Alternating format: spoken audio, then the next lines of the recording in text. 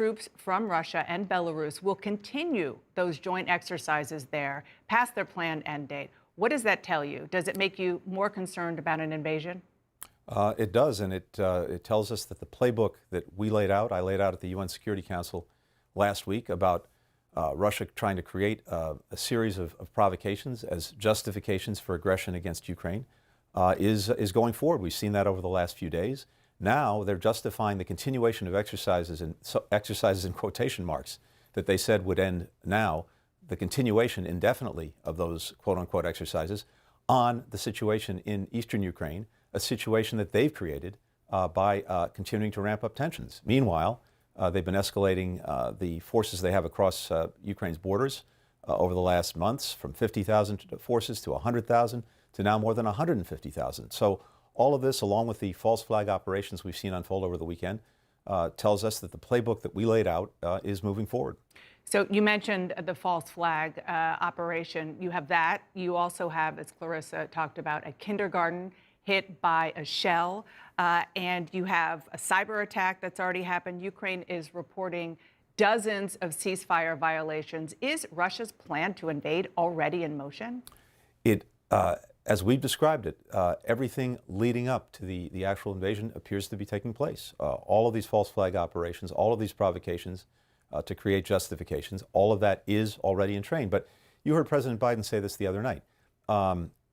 We believe President Putin has made the decision, but until the tanks are actually rolling and the planes are flying, we will use every opportunity and every minute we have to see if diplomacy can still dissuade President Putin from carrying this forward.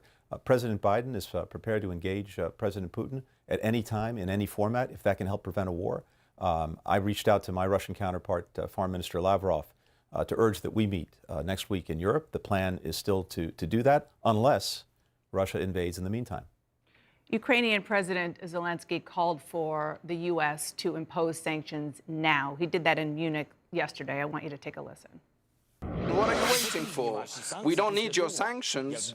After the bombardment will happen, and after our country will be fired at, or after we will have no borders, or after we will have no economy, or parts of our countries will be occupied. Why would we need those sanctions then?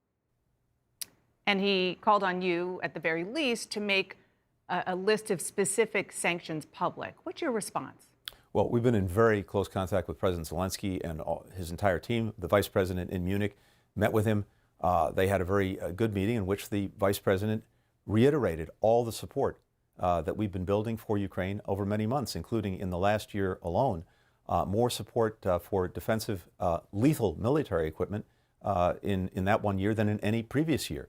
Economic support. I announced a loan guarantee for Ukraine of $1 billion just a week ago, and we have rallied others to do the same thing. When it comes to sanctions, we have built with European partners and allies a massive package of sanctions. The G7 countries in Munich came together, reiterated that there would be massive consequences for Russia if it pursues this aggression.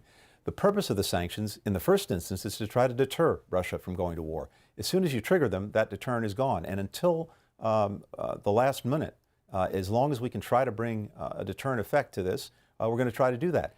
As to laying out in detail what the sanctions will be, two things. First, Russia generally has a pretty good idea of what we're going to do, but we don't want to lay out the specifics in advance because that would allow Russia to try to plan against them. So we have very clearly, and the G7 could not have been more clear, a massive package that will unfold rapidly in unison between the United States and Europe and other countries beyond Europe.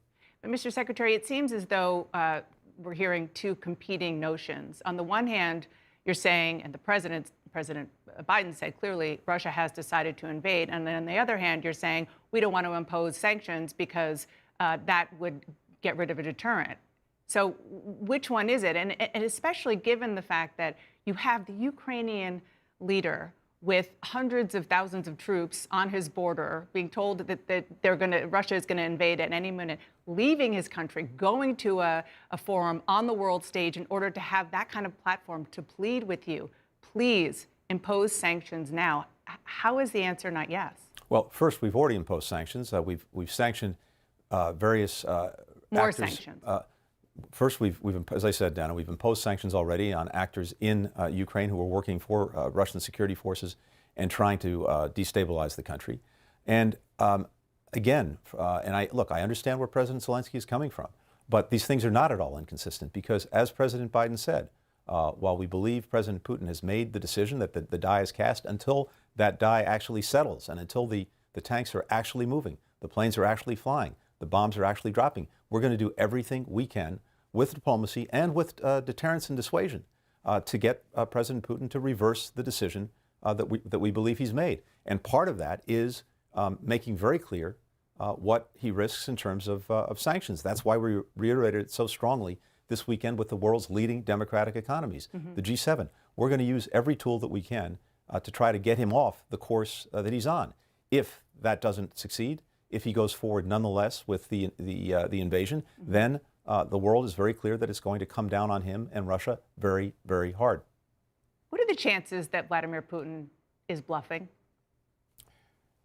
There's always a chance, but every indication that we've seen, every move that he's made that has followed the play that we laid out for the world to see in front of the United Nations Security Council, he is following the script almost to the letter.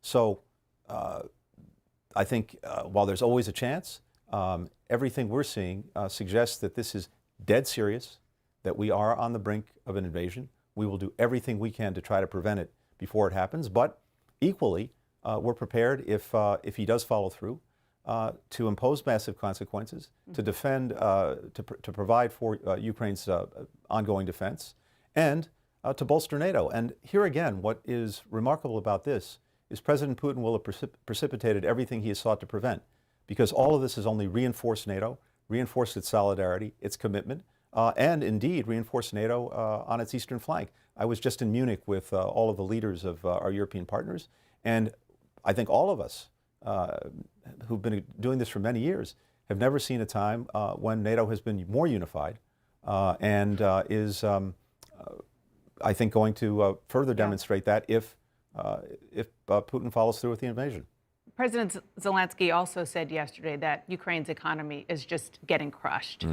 The head of the Council on Foreign Relations, Richard Haass, says that the U.S. should also be ready for this standoff to stretch out for months, perhaps, while Ukraine's economy collapses. What do you make of that scenario, and would Putin face consequences for that? First, that's a possibility as well, and it's exactly why we announced a $1 billion loan guarantee just last week. That's on top of previous loan guarantees we provided to Ukraine for a total of $4 billion to shore up its economy. At the same time, the Europeans are doing the same thing, both on a direct country-to-country basis, but also the European Union making available to Ukraine also a couple of weeks ago a credit facility of more than $1 billion. We're also helping Ukraine work directly and closely with the IMF to shore up its economy, to pursue reforms, to make sure that it's able to stand on its feet But would Putin face consequences if that is ultimately what he does? He just chokes the economy there? We are very focused with all of our allies and partners on ensuring that Russia does face consequences for the actions that it takes, to include actions that would involve squeezing Ukraine going forward. Before I let you go, you mentioned that you did accept a meeting with the Russian Foreign Minister, Sergei Lavrov. That's going to happen this coming week. Given that President Biden says President Putin has decided to invade, is the meeting for sure going to happen, number one? And do you have kind of a Hail Mary offer for Russia to avoid war? Well, I reached out to Foreign Minister Lavrov about a week ago suggesting we meet in Europe next week, and he came back and said yes. I went back and said, okay, the meeting's on, provided Russia doesn't invade Ukraine in the interim. So it all depends on what Russia does in the coming days. If it doesn't invade, I'll be there. I hope he'll be there too. And I will do everything I can to see if we can advance a diplomatic resolution to this crisis created by Russia and its aggression against Ukraine. We've put on the table a number of ideas that we can pursue that would strengthen security for Russia, for the United States, for Europe, if we engage in them on a reciprocal basis. So there are things that we're prepared to do if Russia is also prepared to take steps. That's the conversation I welcome having with Foreign Minister Lavrov, but depends entirely on whether Russia invades or not.